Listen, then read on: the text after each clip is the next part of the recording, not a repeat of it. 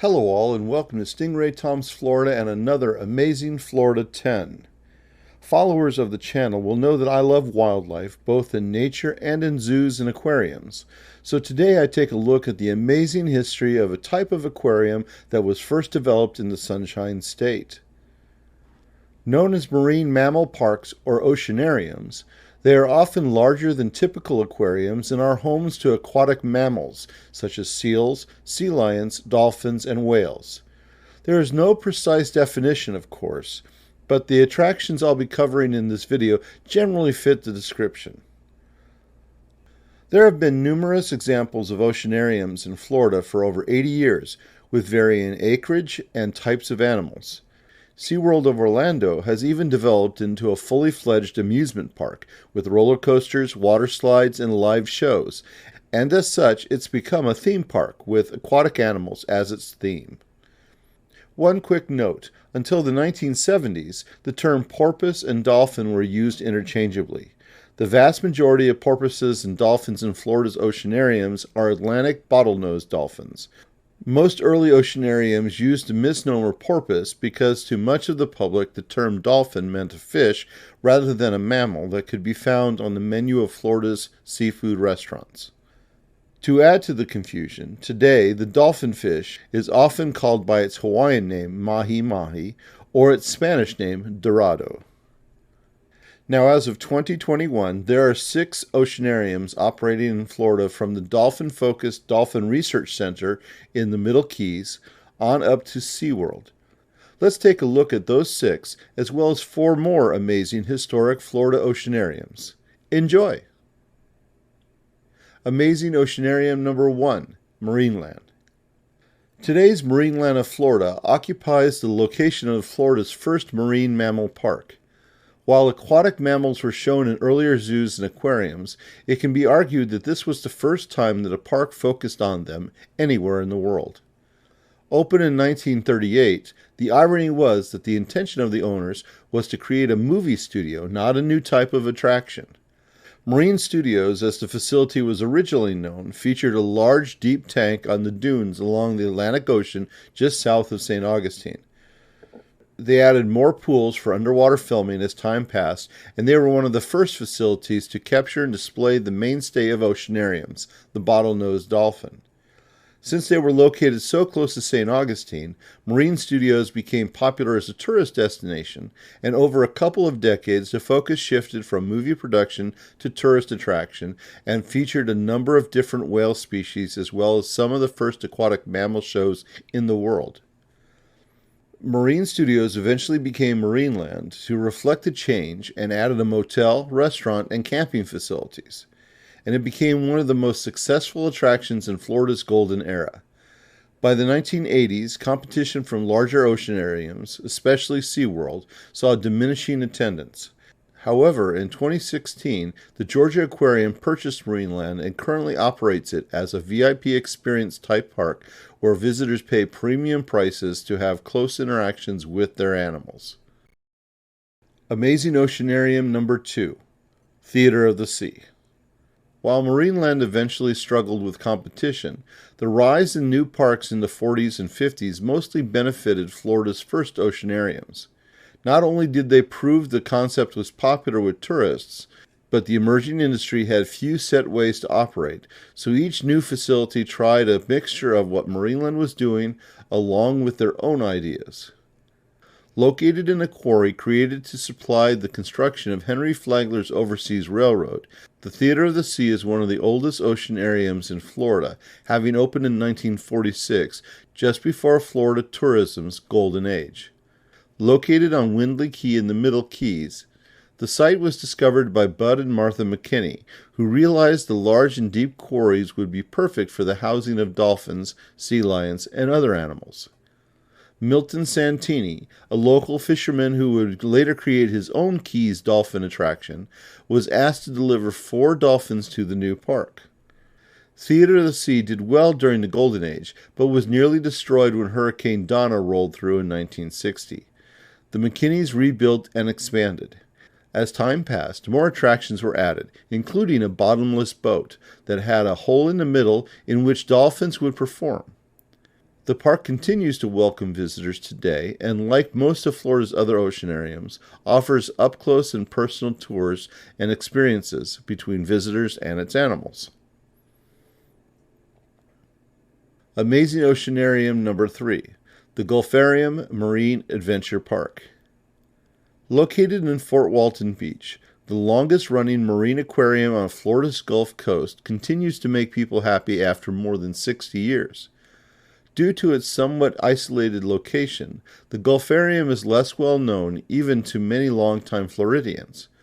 Opened in 1955, it began as the idea of one person, though it would take his family and many others to see the idea set in concrete and steel. John Brandon Siebenoller would find his way to the University of Miami for a degree in marine biology. Siebenoller was the driving force behind the creation of the Gulfarium and its development over the decades. He started by approaching business leaders in the Panhandle on the idea of an oceanarium as a major tourist draw to the area. He would pair that with Scientific Research Center. Siebenoller was joined in the work by his wife Marjorie. The local community responded favorably, with 50 people becoming investors, thereby joining 15 marine scientists from the University of Miami.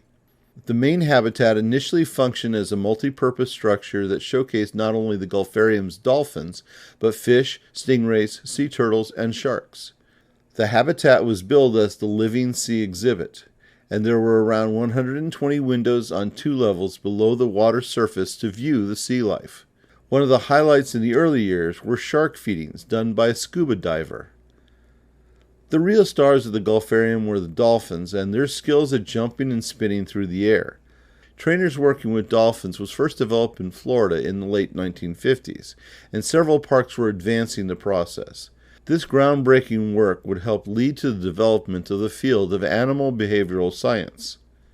The Gulfarium is thought to be the first park to use Jacques Cousteau-inspired scuba gear instead of the full helmet gear during performances, allowing divers to swim freely rather than walk on the floor of the pools. It also developed the first artificial dolphin baby formula to keep alive the first successful attempt to raise a rescued baby dolphin, a formula which is still in use today. Amazing Oceanarium number 4, Miami Seaquarium. Also opened in 1955, the Miami Seaquarium is located on Virginia Key in Miami, some 650 miles or 1,046 kilometers away from the Gulfarium. Captain W. B. Gray and Fred D. Kopach built the facility, which at the time was considered the largest oceanarium in the world. There were 6 elements that made up the original park: the 80-foot or 24-meter diameter main tank, a smaller reef tank, 26 separate aquariums, a large shark channel, the Sea Show Arena, and the Lost Islands that included tidal fish, water birds, and reptiles. Much like the main tanks at Marineland and the Gulfarium, the Seaquarium's action tank had viewing windows and was the home for its dolphin show as well as a collection of sharks, rays, and turtles. One of the unique twists was that the trainer would announce the dolphins with a blast from a large conch shell horn. Throughout the 1950s and 60s, the Seaquarium kept their aquariums stocked by regularly collecting animals from the ocean and unloaded them at the docks while visitors watched. In 1960, the Sea Show Arena added a golden dome designed by architect Buckminster Fuller that provided shade for the spectators. In 1963, the Miami Seaquarium Space Rail was added. It was the first hanging monorail in the U.S. Unlike Disney World's monorail, which opened 8 years later, it was only a ride, not an active transportation system. It was shut down in 1991. In 1968, the Miami Seaquarium was the first Florida park to add a killer whale to its collection. The first one was named Hugo, and he lived until 1980. In 1970, they added a female named Lolita. As of 2021, Lolita continues to perform for visitors and is one of the oldest killer whales in captivity. It's believed that Corky, a female at SeaWorld San Diego, is about a year older. The Seaquarium continues to operate successfully as of 2021 and has the second highest attendance of Florida oceanariums after SeaWorld in Orlando. Amazing Oceanarium number 5, Santini's Porpoise Training School. The name Milton Santini is one of the most important names when it comes to the training of dolphins. Originally, he was a commercial fisherman who was located in Florida's Middle Keys. As mentioned earlier, he was hired to collect the first dolphins for the Theater of the Sea. He also caught dolphins and fish for other early aquariums. By the mid-1950s, Milton and his wife Virginia decided it was time to create their own attraction on Grassy Key. After using explosives to deepen the lagoons on the property, Santini's Porpoise Training School opened to the public in 1958. As the name suggests, the Santinis decided to work closely with their charges. Keen observers, the Santinis developed novel training methods that focused on understanding an animal's natural behavior and figuring out how to get the animal to repeat a wanted behavior using positive reinforcement. The success of the Santini's training methods aided the emerging field of animal training. The most famous example of the Santini's work was their favorite dolphin named Mitzi. Trained by Milton, Mitzi would go on to star in 2 Flipper movies. Santini's Porpoise Training School was a successful attraction that increased its popularity after Flipper was a hit in 1963, since people could actually meet Mitzi. Mitzi would live until 1972, and when she passed, the Santinis chose to sell the school to the Wometco Corporation, which renamed it Flipper's Sea School. In 1977, it was sold to Jean-Paul Fortum-Guin, who closed it to the public. He called it the Institute for Dolphinid Research, and it operated until 1983. The facility was sold one more time, to Mandy and Jane Rodriguez. In 1984, the facility was once again opened to the public as the nonprofit Dolphin Research Center. Their goal was to ensure that dolphins had a forever home while establishing an attraction focused on education and research. The Dolphin Research Center is still in operation and specializes in VIP encounters. By the way, while the Santinis and Mitzi were responsible for the 2 hit Flipper movies, when Flipper moved to the small screen, the production moved to the Miami Seaquarium, and a number of their female dolphins, Susie, Patty, Squirt, Scotty, and Kathy, played the world's most famous dolphin for 3 seasons. A male dolphin named Clown was also used for scenes involving Flipper's famous tail walk. For more information about dolphins, please check out this video all about them. Amazing Oceanarium number 6, the Aquatarium. The Aquatarium joined the ranks of Florida's Oceanariums in 1964 and was the first in the Tampa Bay area. Located in the city of St. Petersburg Beach, it added another interesting attraction to the area. While arriving relatively late to the Oceanarium field, this meant it was able to capitalize on more than 25 years' worth of Florida aquatic mammal knowledge. The Aquatarium had the requisite animals oceanariums frequently have, including dolphins, sea lions, sea turtles, penguins, and sharks. The main show area was operated under a large, partially covered geodesic dome, known as the Golden Dome. In reality, it was nearly identical to the one at Miami Seaquarium, installed around the same time. To add to our confusion, the Seaquarium structure was known as the Golden Aqua Dome. At the time, the Aquatarium's main pool was reported to be the largest circular marine tank in the world at about 100 feet or 30.5 meters in diameter. The pool that was covered by the Golden Dome was 60 feet in diameter or 18 meters. Nearby was the Pirates Hideaway section and the large shark channel. On the west side of the attraction was the beach and the Gulf of Mexico. In 1968, the park was purchased by Frank Canova, a lawyer and entrepreneur originally from New Jersey. By the mid-1970s, Canova had modified the Aquatarium by adding the Zoological Gardens, a home of terrestrial animals with a focus on big cats, which were his main passion. There were lions, tigers, cougars, jaguars, and leopards, as well as monkeys. The 1970s were not kind to the Aquatarium as attendance dropped due to the opening of Walt Disney World and SeaWorld, among other issues. In 1976, it was rebranded Shark World in the hopes that it would refresh the park and increase attendance. It doesn't seem to have solved enough issues, as the park closed midway through 1977. Its 13 or so years of operation means it was one of Florida's shorter-lived oceanariums. It's a shame, as so many others have been able to survive and continue to entertain and educate millions of people.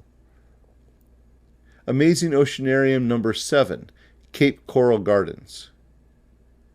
Also opened in 1964, Cape Coral Gardens, located across the Caloosahatchee River from Fort Myers, was the inspiration of Jack and Leonard Rosen, brothers and land developers.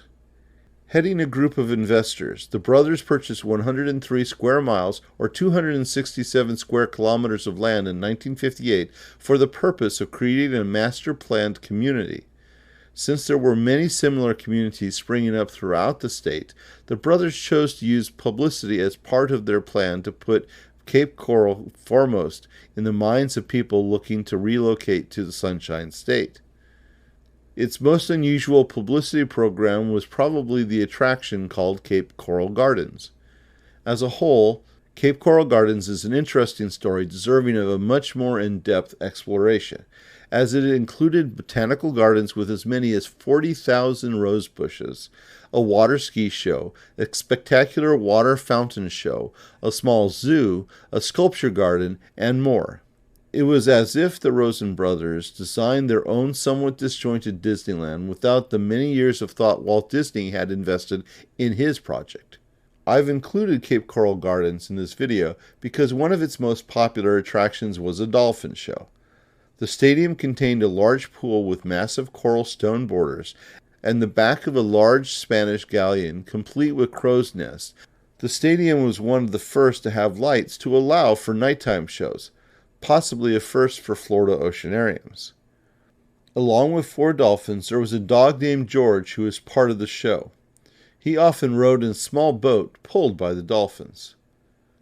The gardens closed in 1970, which was coincidentally the same year that the city of Cape Coral was incorporated.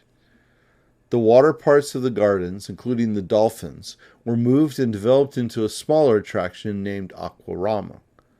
At Aquatarium, which was located a few miles north of the original location, sea lions were added to the dolphin show.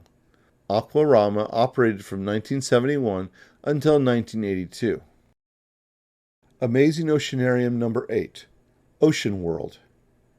Following on the heels of the Aquatarium and Cape Coral Gardens, Ocean World opened in 1965.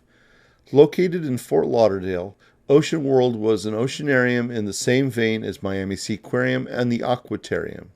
Interestingly, it was located only 33 miles north of the Seaquarium, thus making it the first time 2 oceanariums were located in the same general area. Ocean World had pretty much the same animals that the other Florida oceanariums had, including dolphins, sea lions, seals, otters, sharks, alligators, and manatees. There was a dolphin and sea lion show that, it was promised, offered more than a trick a minute. The park also had a pool where people could pet a dolphin, a cruise on the Intercoastal Waterway, a coral reef exhibit, alligator wrestling, and a 175-foot viewing tower with a circular car that rotates as it climbs to the top. Ocean World was built on land at the port that was mostly surrounded by businesses and docks. This eventually gave the attraction a bit of a problem. Nearly all attractions need to expand or at least replace rides or shows to stay fresh and interesting, but Ocean World had little room to do so. They were unable to build a bigger following by adding attractions, and eventually it was primarily being supported by people attending conventions across the street. In the 1980s, the park was struggling to make a profit, and in 1994, it was forced to close. Amazing Oceanarium number 9, SeaWorld. Having arranged this list chronologically, it shouldn't surprise anyone that SeaWorld is one of the last oceanariums to be built in Florida. Arguably, it is the last, though the Clearwater Marine Aquarium has dolphins such as Winter and Hope, and so can be considered an oceanarium. Still, even though it's one of the newest oceanariums, SeaWorld opened in 1973, so it'll be celebrating 50 years of operation in 2023. SeaWorld Orlando is one of the 3 oceanariums owned by SeaWorld Parks and Entertainment, along with 2 Busch Gardens theme parks. The original SeaWorld was built in San Diego, California, and when looking for a second location in the late 1960s, the company chose to build within a few miles of Disney World, which would open in 1971. While SeaWorld isn't the first park to bring killer whales to the state, they had more experience and more success with the largest dolphin species.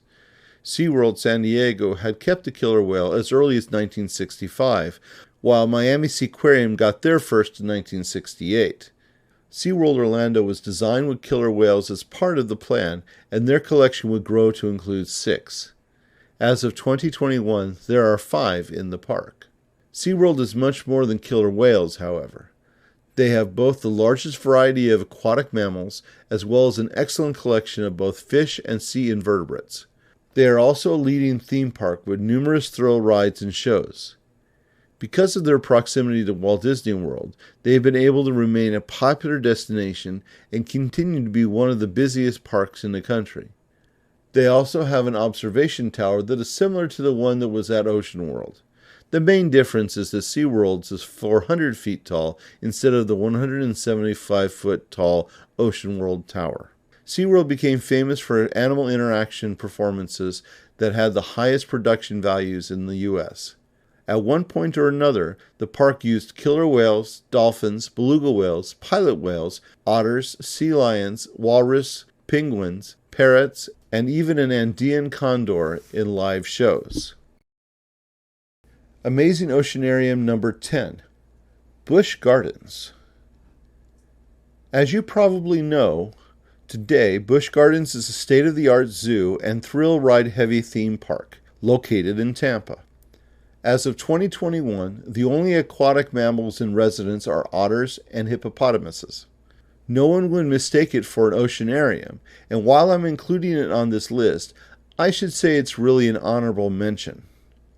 Opened in 1959 as a botanical garden connected with the Anheuser-Busch Brewery, Busch Gardens, the attraction, quickly grew as animals were added to the gardens. In less than 10 years, it became a fully fledged zoo, and in 1973 it began adding various rides, partly due to the inevitable competition of Walt Disney World, which had opened 2 years earlier. Then, only 20 years after its opening, Busch Gardens added the feature that prompts me to add them to this list. At the time, the park was promoting itself as the Dark Continent. That was a reference to Africa and to the park's focus on both African animals and bringing a bit of African culture to Florida.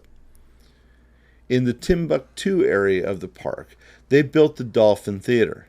It was listed in the guides as one of the shows in the park and was named the Dolphins of the Deep show. Interestingly, the real Timbuktu is an ancient city in the country of Mali in Saharan Africa. Mali is a landlocked country, and Timbuktu itself is hundreds of miles from the Atlantic Ocean. This means there's little connection between Dolphins and the city. Dolphins of the Deep ran from 1979 to 2002. The show was performed by 3 dolphins, 2 sea lions, and 2 otters. Once the show closed, the animals were transferred to SeaWorld. The show was replaced by a haunted lighthouse exhibit based on a story by R.L. Stine, author of the popular Goosebumps books.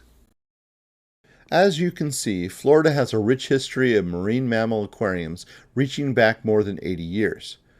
There have been numerous attractions that have showcased some 24 species of whales, otters, seals, sea lions, walruses, as well as polar bears and manatees. Each park has entertained hundreds of thousands or even millions of people from around the world. Most have also done a good job of educating their visitors. On top of that, the ones that are still open in 2021 all contribute to the health of Florida's wildlife in that they are places where sick and injured wildlife is taken for medical care and rehabilitation, with the goal of returning the animals to the wild. And one last quick note. Take a look at the names of the oceanariums on this list. Most aquariums use the word aquarium in their name, as everyone knows that an aquarium is a zoo for fish. But Florida's Oceanariums took a different path, since they were different than a standard aquarium. This is why they chose to coin new terms that they hoped would stand out: Marineland, Theater of the Sea, the Gulfarium, Ocean World, SeaWorld, Seaquarium, and Aquatarium. These names speak to a type of aquarium that was created in Florida and was exported out of the state to the rest of America and indeed the rest of the world. Thank you yet again for watching one of my videos. If you enjoyed it, please hit the like button and subscribe to the channel to learn more about Florida's tourism history. Stingray Tom's Florida, traveling through time around the Sunshine State.